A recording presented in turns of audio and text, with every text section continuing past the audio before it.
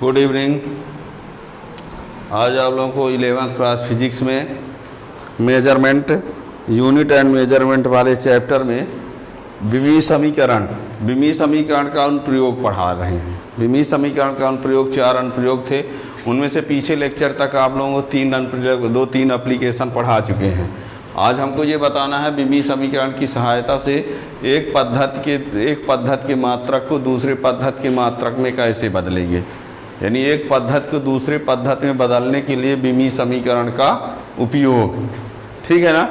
एक पद्धति के मात्रक को दूसरे पद्धति के मात्रक में बदलने के लिए विमीय समीकरण का उपयोग कैसे उपयोग करेंगे ये बताएंगे हम, उसकी सहायता से कैसे बदलेंगे, ठीक है ना। तो यानी टॉपिक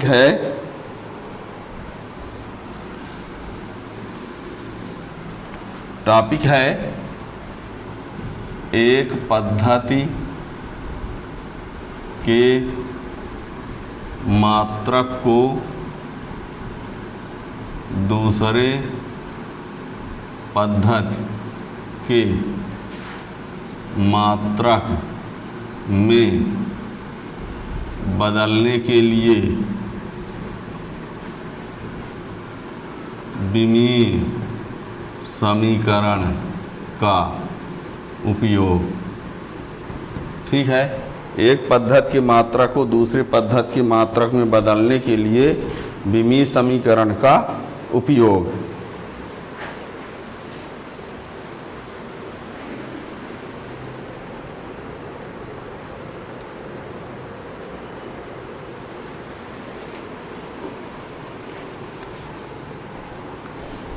एक पद्धति के मात्रक को दूसरे पद्धति के मात्रक में बदलने के लिए विमीय समीकरण का उपयोग। तो इसका सूत्र क्या होता है देखिए। मान लिया किसी भौतिक राशि का परिमाण n1 व मात्रक n1 है, मात्रक u1 है। मान लिया किसी भौतिक राशि का परिमाण n1 व मात्रक u1 है एक पद्धति में, ठीक है। तथा दूसरे पद्धति में परिमाण n2 व मात्रक u2 है। तो यहाँ पर क्या होगा, n1 u1 equal to n2 u2। n1 u1 equal to ये कैसे या लिखा, जैसे मान लो 100 सेंटीमीटर बराबर 1 मीटर लिखा है ना, तो ये है n1 और ये है u1 और ये है n2 और ये है u2। इस टाइप का लिखा है हमने। क्या लिखा यहाँ पर, जो एक पद्धति में परिमाण n1 मात्रक u1 दूसरे पद्धति में परिमाण n2 मात्रक u2 है, तो n1 u1 बराबर n2 u2। अब यहाँ पर n1 u1 की जगह पर m1 l1 t1 a power b power c power, और ये n2 और ये m2 l2 t2 a power b power c power. ये क्या है, ध्यान दीजिए। एक पद्धति में मात्रक, तो एक पद्धति में ये द्रव्यमान है, ये लंबाई है, ये समय है। एक पद्धति में ये द्रव्यमान है, ये लंबाई है, ये समय है। और ये दूसरे पद्धति में द्रव्यमान है, लंबाई है और समय है, ठीक है ना। एक पद्धति में द्रव्यमान, लंबाई और समय, और दूसरे पद्धति में द्रव्यमान, लंबाई और समय, ठीक है ना। अब n2 का मान निकालेंगे तो n2 बराबर ये वाला पद इधर आ जाएगा, तो n1 और ये m1 की पावर a l1 की पावर b t1 की पावर c और अपान m2 की पावर a l2 की पावर b t2 की पावर c। तो n2 बराबर ये n1 ये m1 अपान m2 की power a l1 upon l2 की पावर b t1 अपान t2 की पावर सी, ये फार्मूला हो गया। ठीक है ना। ये यहाँ पर आपको बता दें M1 L1 T1 का मतलब है एक पद्धति में द्रव्यमान, लंबाई और समय। 1 वाला जो है वो एक पद्धति का द्रव्यमान, लंबाई और समय है, और जो 2 वाला है वो दूसरे पद्धति का द्रव्यमान, लंबाई और समय है। और 1 वाला जो है वो दिया हुआ वाला होगा, और 2 वाला जो होगा जिसमें बदलना हो। सुनिए, जिसमें मान दिया रहेगा वो सब कुछ 1 वाला है, और जिसमें बदलना होगा वो सब कुछ क्या है, 2 वाला। जैसे मान लीजिए यदि CGS को किस में बदलना हो, MKS में। मान लो CGS को बदलना हो किस में, MKS में, तो ये M1 की जगह पर क्या लिखना पड़ेगा, ग्राम, और इसमें L1 की जगह पर क्या लिखना पड़ेगा, मीटर, और ये T1 की जगह पर क्या लिखना पड़ेगा, सेकेंड, और इसमें M1 की जगह पर क्या लिखना पड़ेगा, kg।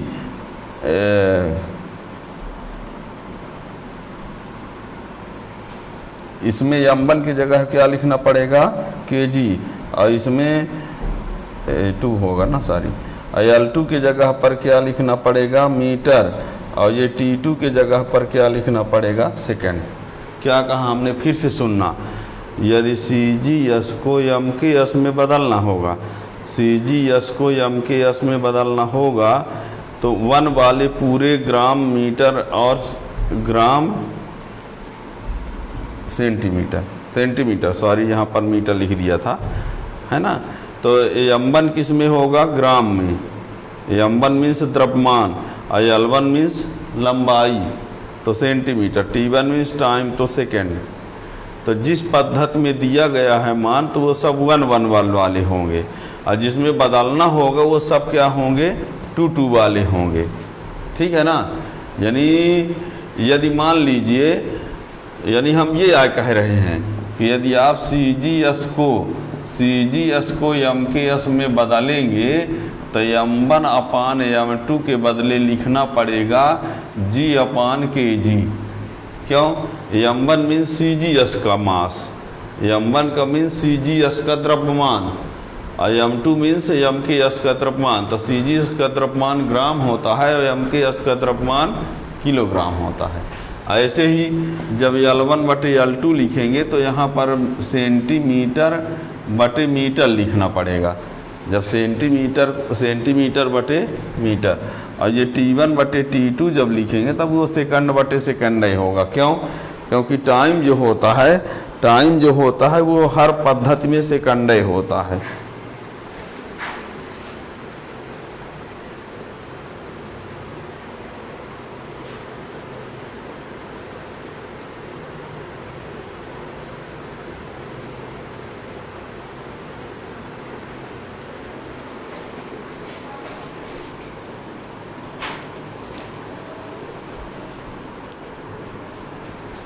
ठीक है ना। क्या कहा हमने, यदि CGS को MKS में बदलेंगे तो M1/M2 तो ग्राम/किलोग्राम, L1/L2 को तो सेंटीमीटर/मीटर, और T1/T2 को तो सेकंड/सेकंड। और यदि यही सवाल MKS को CGS में बदलना होता, MKS को CGS में, तो यहाँ M1/M2 को क्या लिखते, kg/g, L1/L2 को क्या लिखते, मीटर/सेंटीमीटर, और T1/T2 यही रहेगा। ठीक है ना। ये सब बातें हैं, आप ये फार्मूला याद रखिए। 1 का मीन्स होता है जिस पद्धति में दिया गया हो उस पद्धति का द्रव्यमान, लंबाई और समय, और 2 का मतलब है कि जिसमें बदलना हो उस पद्धति में द्रव्यमान, लंबाई और समय। CGS को यदि बदल रहे हैं तो ग्राम सेंटीमीटर सेकंड होगा, M1 L1 T1, और नीचे वाला टर्म जो होगा वो किलोग्राम, मीटर और सेकंड होगा। ठीक है ना। तो इस फार्मूला का यूज करना है। अब लगता होगा कि सर ABC क्या है।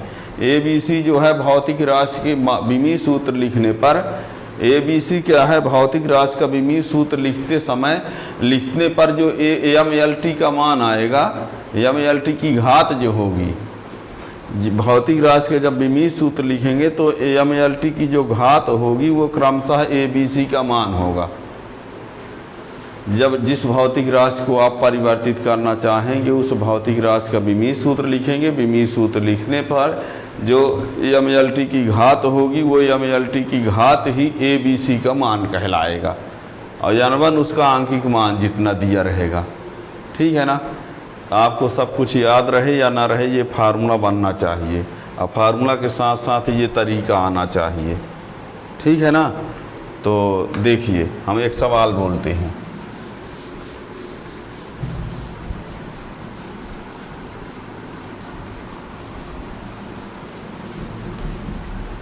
देखिए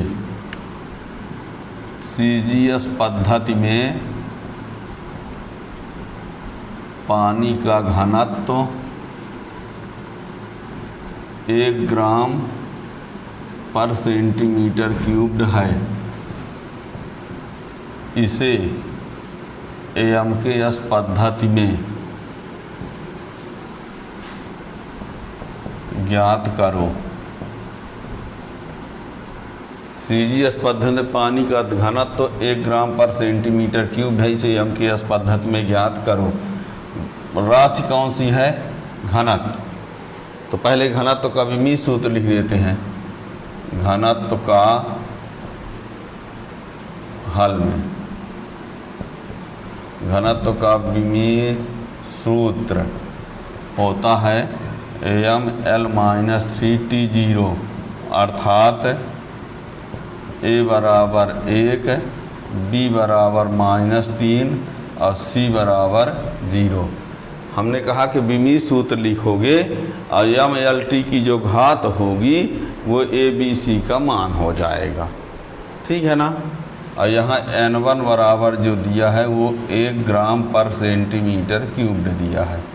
n1 का मान कितना दिया है? 1 ग्राम पर सेंटीमीटर क्यूब्ड। और n2 का मान क्या करना है? ज्ञात करना है AMKS में ज्ञात करना है। ठीक है ना। हमने आप लोगों से कहा है कि जिस पद्धति में मान दिया गया हो उसको ऊपर लिखते हैं और जिसमें बदलना होता है उसको नीचे लिखते हैं।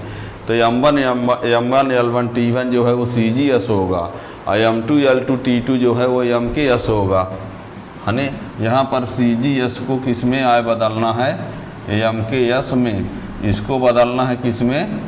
है ना। तो ऊपर वाले सब पद किस पद्धति में रहेंगे? CGS में, यानी द्रव्यमान ग्राम में, लंबाई सेंटीमीटर में, समय सेकंड में। और नीचे वाले पूरे पद किस में रहेंगे? MKS में, यानी द्रव्यमान किलोग्राम में, लंबाई मीटर में, समय सेकंड में।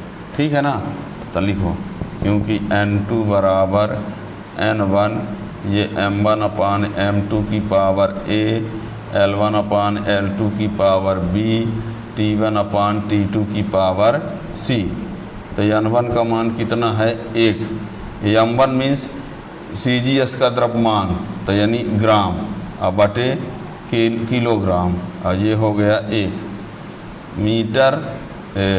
CGS का सेंटीमीटर और ये मीटर और ये घात -3, ये सेकंड बटे सेकंड की घात 0 हो गया। आगे बढ़ते हैं। आगे यहाँ दिखते हैं n2 बराबर 1 गुणे ग्राम और बटे 1000 ग्राम। 1 किलोग्राम में कितने ग्राम होते हैं? 1000।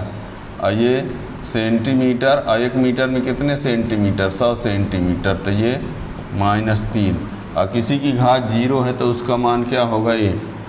इसकी घात 0 है तो मान क्या होगा? 1। आगे जी से जी कैंसिल, सेंटीमीटर से सेंटीमीटर कैंसिल, तो 1 बटे 1000 और ये घात 1 और ये 1 बटे 100 की घात -3। 1 का गुणा कर दे वही आया, कोई दिक्कत नहीं। अब n2 बराबर 1 गुणे 1 बटे 1000, इसकी घात -3 है तो धन कर देते हैं, 100 करके घात 3 कर दिए। सुनना, यहाँ घात -3 है, धन 3 कर दिया, 1 बटे 100 है, 100 हो गया। ये क्या होगा? 1 गुणे 1 बटे 1000 गुणे, इसको 3 बार लिखोगे तो ये हो जाएगा इतना। ठीक है। ये इससे कैंसिल। ठीक है। क्या बचा ये 1000 N2 बराबर किस पद्धति में, एम के एस में, है ना।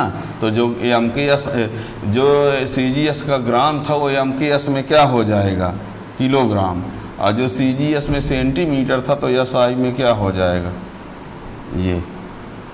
अतः 1 ग्राम पर सेंटीमीटर क्यूब्ड बराबर 1000 किलोग्राम पर मीटर क्यूब्ड, यानी पानी का घनत्व 1 ग्राम पर सेंटीमीटर क्यूब्ड है, जिसको हम लिख सकते हैं क्या, 1000 किलोग्राम पर मीटर क्यूब्ड।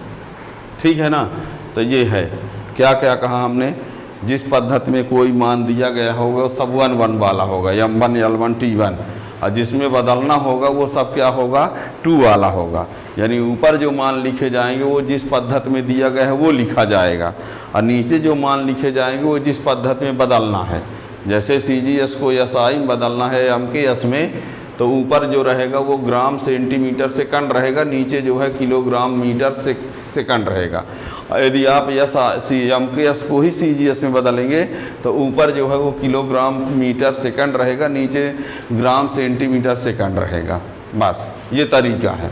किसी भी भौतिक समीकरण का जो बदलना होगा तो सबसे पहले आप उसका विमीय सूत्र लिखेंगे, और विमीय सूत्र लिखने पर जो MLT की पावर होगी वो ABC का मान होगा, और जो मान दिया रहेगा वो N1 का मान होगा, नहीं दिया है तो 1 मान लेना। ठीक है ना। और ये इस प्रकार। Thank you.